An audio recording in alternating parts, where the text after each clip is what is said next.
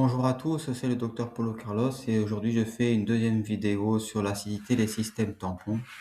Dans la précédente vidéo, nous nous étions concentrés sur la nanoconcentration, c'est-à-dire que euh, l'acidité du corps est sous la forme de nanoconcentration, c'est-à-dire que les ions protons sont à 10 puissance moins 9 dans l'organisme et les bicarbonates sont à 10 puissance moins 3. Je vous invite à regarder ma vidéo précédente sur le sujet et nous avions abouti à la conclusion, est-ce que les diètes alcalines, les diètes végétales ne seraient pas quelque part des régulateurs de la nanoconcentration en ions protons. Et cette nanoconcentration en ions protons est gérée suivant un pH entre 7,38 et 7,42. C'est-à-dire qu'il y a un, un dosage précis des ions protons qu'on appelle potentiel hydrogène dans le sang euh, sur une courte marge entre 7,38 et 7,42. Et cette courte marge est gérée strictement par le corps humain. Le corps humain fait tout pour éliminer les acides et il utilise pour cela le bicarbonate. Ce qui fait dire à certains, ben, si le corps gère tout seul son équilibre acido-basique, quelque part, il n'y a rien à faire. Mais en fait, les diètes alcalines et végétales offrent moins de protons acides, moins d'acidité au corps. Du coup, bah, le corps, au niveau de ses émonctoires ou de ses systèmes d'élimination, que sont les reins ou par exemple le poumon avec le dioxyde de carbone, eh bien, ils sont moins surchargés. Donc, il y a moins de fatigue au niveau du corps. Et le fait d'aller vers plutôt l'alcalinité, même si c'est un petit peu, eh bien, en fait, ça joue beaucoup au niveau de l'équilibre du corps malgré tout et au niveau des systèmes de surcharge. C'est pour ça que finalement, même si il y a un système automatique, on va dire, entre guillemets, de régulation du pH et des protons, eh bien, le peu on aide le corps à aller mieux, à manger moins de choses acides, euh, de faire du sport, des choses comme ça, d'éliminer plus facilement euh, les ions H, d'avoir des organes qui restent en bonne santé, eh bien ça suffit à améliorer grandement, on va dire, la santé. Donc c'est pour ça que je dis que quelque part les diètes alcalines et tout ce qui apporte moins de protons au corps, quelque part ce sont des aides à la régulation de la nanoconcentration d'ions protons. J'avais dit aussi que le bicarbonate est vraiment en concentration beaucoup plus importante. Nous sommes quelque part millionnaires en bicarbonate par rapport aux acides. Il y a 1 million de fois plus de bicarbonate que d'acides dans le corps, ce qui fait que le corps a le temps de gérer ces acides quand il n'est pas débordé. Eh bien, nous sommes donc millionnaires en ions bicarbonate pour mieux gérer les acides. C'est une bonne nouvelle. Et les portes de sortie de ces ions acides sont le rein et le poumon. Le rein avec les ions acides protons et hydrogène, on va dire, et les poumons avec le dioxyde de carbone. Et le dioxyde de carbone est très lié avec le bicarbonate, notamment avec ce qu'on appelle la réaction d'hydratation, c'est-à-dire que lorsque le globule rouge va capter le CO2, il va faire une réaction d'hydratation, c'est-à-dire le dioxyde de carbone va se lier avec de l'eau à l'intérieur du globule rouge et on va avoir une production de bicarbonate. Et d'ailleurs, ce bicarbonate va être directement disponible aussi pour gérer l'acidité. D'ailleurs, je ferai une troisième vidéo sur le globule rouge qui prend en charge le dioxyde de carbone et cette réaction d'hydratation dans une prochaine vidéo.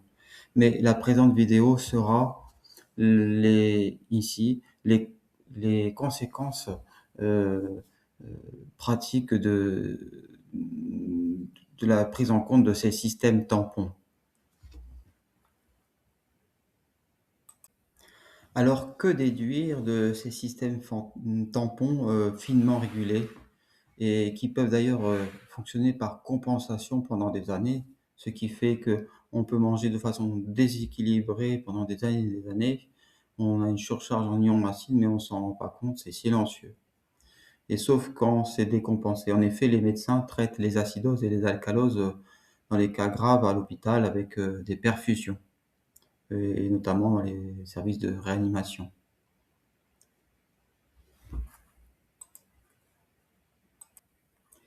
En effet, au point de vue pratique, il n'est pas rare de voir des diètes alcalines, acido-basiques, améliorer des maladies chroniques. Nous pouvons citer par exemple la diète hypotoxique du docteur Seignalier, mais il n'y a pas que celle-là, des diètes végétales, et d'autant plus si le patient souffre de maladies chroniques.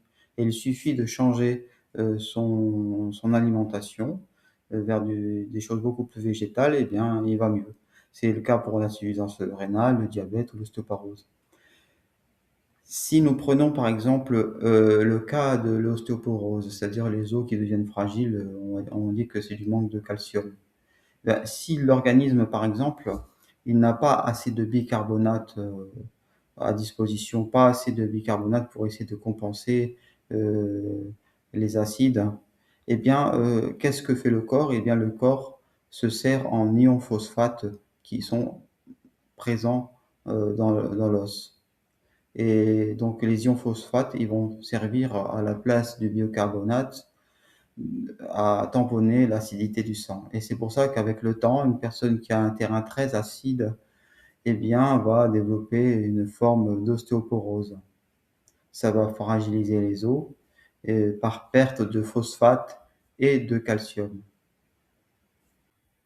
Bien sûr, cette amélioration ne se fait pas du jour au lendemain et il faut du temps, il faut plusieurs semaines, voire plusieurs mois pour régler des fois une maladie chronique.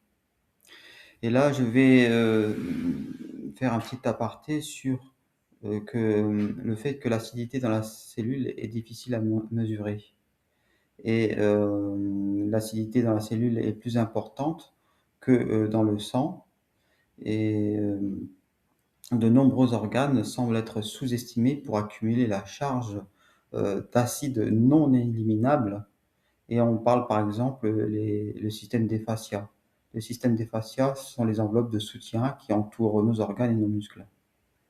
Et donc en fait, encore que je pense que ça peut être discutable parce que le système des échanges au niveau des organes, quels qu'ils soient, ou des systèmes de fascia, à mon avis, il doit y avoir quand même des échanges. Mais on dit que des fois, les acides sont non éliminables et ils sont parfois accumulés dans les fascias.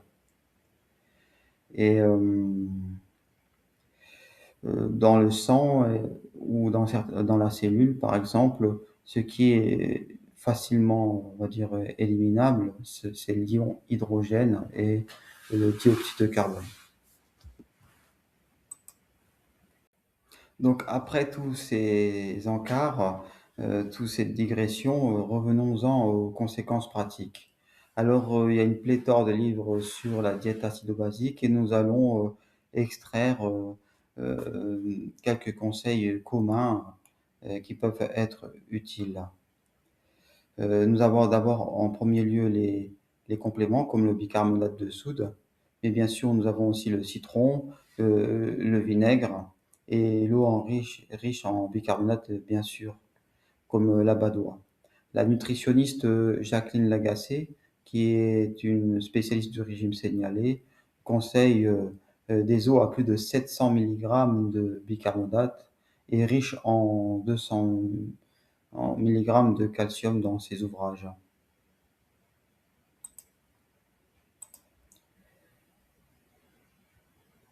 Il est également conseillé de donner du bicarbonate de soude aux gens qui ont une insuffisance rénale, donc soit des gélules, 1 à 2 grammes, voire plusieurs grammes par jour de bicarbonate de soude à certains insuffisants rénaux. Certains néphrologues conseillent la supplémentation en bicarbonate de soude. Donc si vous avez un début d'insuffisance rénale, n'hésitez pas à prendre du bicarbonate de soude, ça soulagera d'autant plus vos reins. Un autre complément alimentaire utile serait le zinc, parce que le zinc, il est utilisé par l'anhydrase carbonique dans le globule rouge. L'anhydrase carbonique, rappelons-le, va accélérer la réaction d'hydratation entre le dioxyde de carbone pour former du bicarbonate dans le globule rouge. Donc prenez du zinc en plus en tant que complément alimentaire, ça peut aider dans une diète alcaline. Et maintenant, je vais donner 6 conseils. Ces 6 conseils sont les 6 conseils d'une revue de néphrologues italiens pour améliorer une diète alcaline et aussi pour protéger vos reins et éliminer moins d'acide. Alors voici les 6 conseils. Le premier conseil, bien sûr, ne pas ajouter de sel en cuisinant ou à table. Ça, ce sont des choses, des fois, qui sont connues, mais c'est bien de les rappeler. Bien sûr, éviter tous les aliments trop acides, comme toutes les charcuteries, les saucisses, les fromages, les produits laitiers et les conserves. Le troisième conseil, c'est remplacer les pâtes et le pain par des aliments spéciaux, réduits en protéines, parce que la surcharge en protéines produit des ions acides en plus.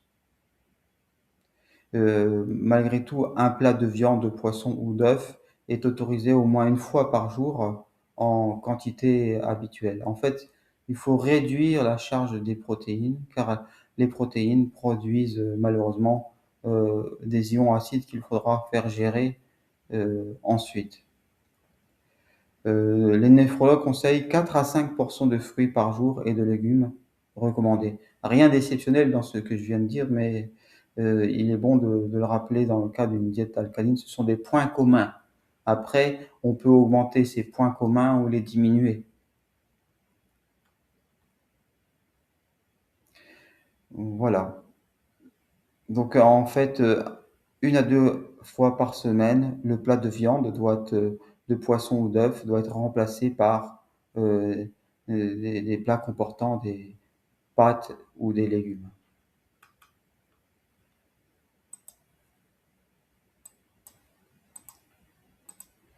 Bien sûr, pour les adeptes du crudivorisme ou des diètes strictement végétales ou les adeptes de jus basés sur les légumes ou les fruits, par exemple, on conseille par exemple des jus d'asperges, de persil, de pommes qui sont faites par exemple pour les reins ou bien d'autres jus de légumes avec des connotations thérapeutiques ou de bienfaits.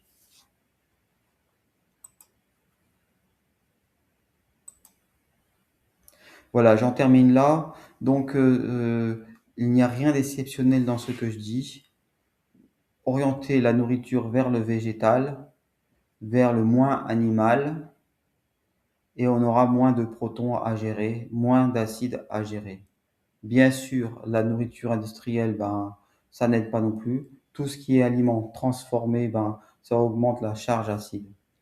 Alors, j'ai surtout parlé des poumons et des reins, mais certains auteurs parlent aussi du foie. Le foie traite énormément d'acide au niveau du corps. Il est un peu oublié et il semblerait que ce ne soit pas si négligeable que ça. Mais à la base, on parle des poumons et des reins. Donc, c'était le docteur Paulo Carlos et je vous souhaite une bonne journée. J'espère que cette vidéo vous a plu. Et c'était donc la suite de ma première vidéo. La prochaine vidéo, je ferai une vidéo spécialement sur le globule rouge et sa gestion des ions acides. À bientôt.